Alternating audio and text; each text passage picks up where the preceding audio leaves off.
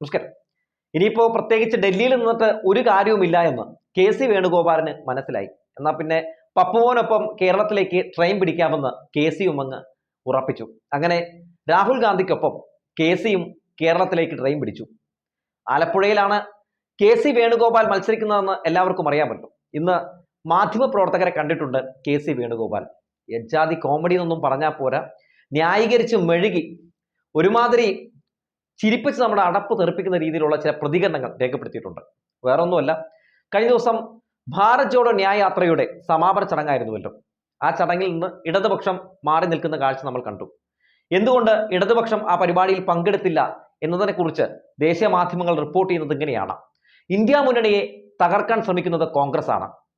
ഇടതുപക്ഷമാണ് കേരളത്തിൽ കോൺഗ്രസിന്റെ പ്രധാനപ്പെട്ട എതിരാളി. അങ്ങനെ വരുമ്പോൾ മോദി സർക്കാരിനെ എങ്ങനെ താഴെ ഇറക്കാൻ കഴിയും എന്നൊക്കെയാണ് ദേശീയ മാധ്യമങ്ങൾ റിപ്പോർട്ട് ചെയ്യുന്നത്.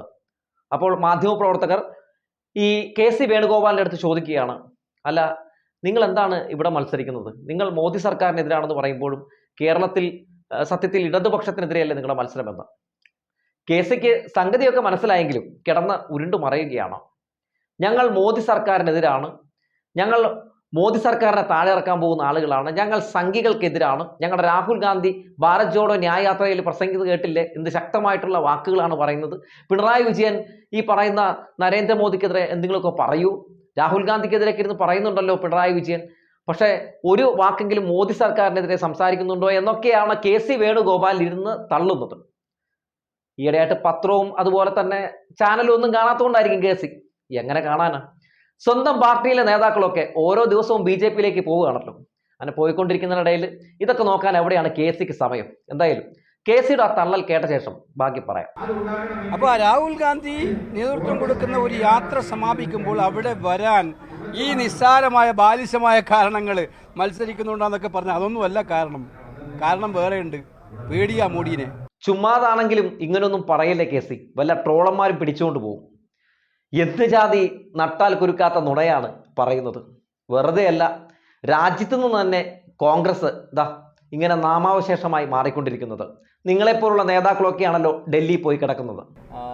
CAയുടെ വിഷയത്തിൽ കോൺഗ്രസ് പാർലമെന്റിലൊന്നും മിണ്ടിയില്ലാന്നൊരു ആരോപണം ഉന്നയിച്ചു.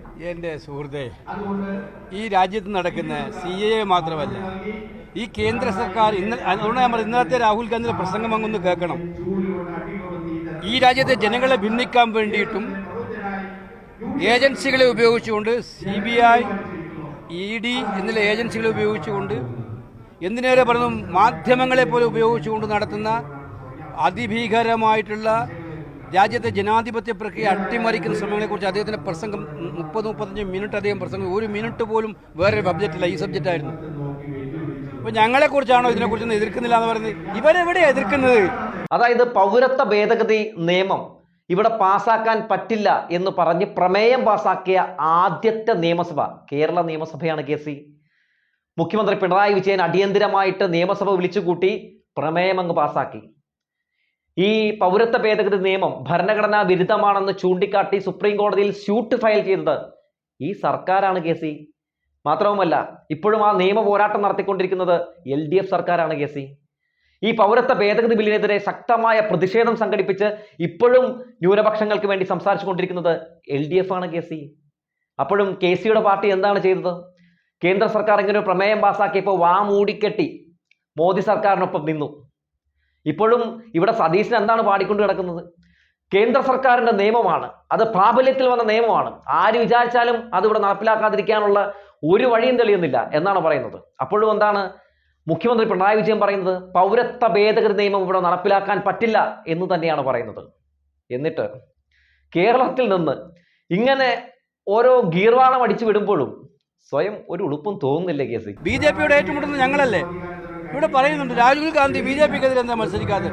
രാഹുൽ ഗാന്ധിയാണ് ഇന്ത്യയിലെ 350ഓളം BJP മത്സരിക്കുന്ന കോൺസ്റ്റിറ്റ്യുവൻസിയിൽ എതിർക്കുന്നത്. ഓരോ സ്ഥലത്തും പോയി അദ്ദേഹമാണ് പ്രസംഗിക്കുന്നത്. അദ്ദേഹം ഓരോ BJPക്കാരനെതിരായി ശക്തമായി പോരാടുകയാണ്. കെ.സി ഇവിടെ ആർക്കെതിരെയാണ് മത്സരിക്കുന്നത്? BJPക്കെതിരെയാണോ? രാഹുൽ ഗാന്ധി ഇവിടെ ആർക്കെതിരെയാണ് മത്സരിക്കുന്നത്? BJPക്കെതിരെയാണോ? രാഹുൽ ഗാന്ധിയും കെ.സിയോട് മത്സരിക്കുന്നത് ഇടതുപക്ഷത്തെ തോൽപ്പിക്കാനാണ്, അല്ലാതെ BJPയെ തോൽപ്പിക്കാൻ വേണ്ടിയല്ല. വയനാട്ടിൽ ആനി രാജയെ തോൽപ്പിക്കാൻ വേണ്ടിയാണ് രാഹുൽ ഗാന്ധി ഇറങ്ങിയിരിക്കുന്നത്. ഇവിടെയോ സിറ്റിംഗ് MP ആയിട്ടുള്ള ആരിഫിനെ തോൽപ്പിക്കാൻ വേണ്ടി ഇറങ്ങിയിരിക്കുകയാണ് ഈ KC വേണുഗോപാൽ. ഇതൊക്കെ ജനങ്ങൾ കാണുന്നുണ്ട്. KC നരേന്ദ്രമോദി സർക്കാരിനെതിരെ ശക്തമായ ശബ്ദം ഉയർത്തുന്ന, അതിശക്തമായ പ്രതിഷേധം ഉയർത്തുന്ന ഒരേ ഒരു മുഖ്യമന്ത്രി, അത് കേരള മുഖ്യമന്ത്രിയാണ്. KC നിങ്ങളുടെ സംസ്ഥാനത്തിലൊക്കെ പൗരത്വ ഭേദഗതി നിയമം നടപ്പിലാക്കണോ വേണ്ടയോ, അതിനെതിരെ പ്രമേയം പാസ്സാക്കണോ എന്നൊക്കെ ആലോചിച്ച് നിന്നപ്പോഴും ഒരു സെക്കൻഡ് പോലും അതിനെക്കുറിച്ച് ആലോചിക്കേണ്ടി വന്നില്ല. അതിനെതിരെ പ്രമേയം പാസ്സാക്കണം എന്ന് തീരുമാനമെടുക്കാൻ ഈ പിണറായി വിജയന്. അത് കണ്ട നാട്ടുകാരാണ് ഈ കേരളത്തിലുള്ളത്. അവരുടെ മുമ്പിലിരുന്നാണ് നിങ്ങൾ ജനങ്ങളെ തെറ്റിദ്ധരിപ്പിക്കാൻ വേണ്ടി മാധ്യമങ്ങളുടെ മുമ്പിലിരുന്ന് ഇമാതിരി പച്ചക്കള്ളം പടച്ചുവിടുന്നത്. പിന്നെ രാഹുൽ ഗാന്ധിക്കെതിരെ പിണറായി വിജയൻ സംസാരിച്ചു, സത്യമാണ്. അതായത് നരേന്ദ്രമോദിയെ താഴെ ഇറക്കുമെന്ന് പറഞ്ഞ് നിങ്ങൾ ഇങ്ങനെ വലിയ രീതിയിൽ ജനങ്ങളെ തെറ്റിദ്ധരിപ്പിച്ച് മുന്നോട്ട് പോകുമ്പോൾ, ഇവിടെ ഇടതുപക്ഷത്തെ തോൽപ്പിക്കാൻ, ആനിരാജയെ തോൽപ്പിക്കാൻ വയനാട്ടിൽ മത്സരിക്കാൻ ഇറങ്ങുമ്പോൾ പിന്നെ പിണറായി വിജയൻ എന്ത് ചെയ്യണം? കഴിഞ്ഞ തവണ ഇതേ രീതിയിലുള്ള ഗീർവാണം അടിച്ചു വന്നപ്പോൾ ഇവിടുത്തെ കുറച്ച് ആളുകളൊക്കെ കോൺഗ്രസിനെ സപ്പോർട്ട് ചെയ്തു. എന്തായാലും കോൺഗ്രസ്സുകാർ ജയിച്ചു പോട്ടെ, നരേന്ദ്രമോദി സർക്കാരിനെ താഴെ ഇറക്കാൻ വേണ്ടിയാണല്ലോ എന്ന് വിചാരിച്ചു. പക്ഷേ നിങ്ങൾ തെറ്റിദ്ധരിപ്പിക്കുകയായിരുന്നില്ലേ? അതായത് രാഹുൽ ഗാന്ധി പ്രധാനമന്ത്രിയായിട്ട് എത്തും എന്ന് പറഞ്ഞ ഒരു രാഹുൽ തരംഗമൊക്കെ നിങ്ങൾ ആഞ്ഞടിപ്പിച്ചു.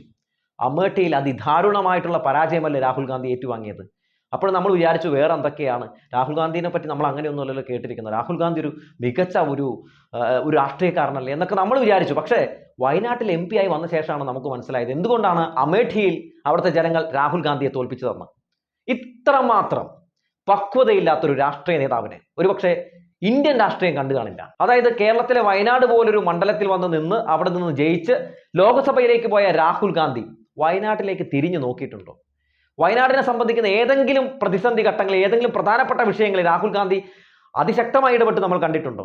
24 മണിക്കൂറും ഉലകം ചുറ്റും വാലിബൻ, കുറേ ഫോട്ടോഷൂട്ട് നടത്തി, കുറേ സെൽഫി എടുത്ത് ഫേസ്ബുക്കിലിട്ട് ഇങ്ങനെ മൊത്തം കറങ്ങി നടക്കുകയാണ്.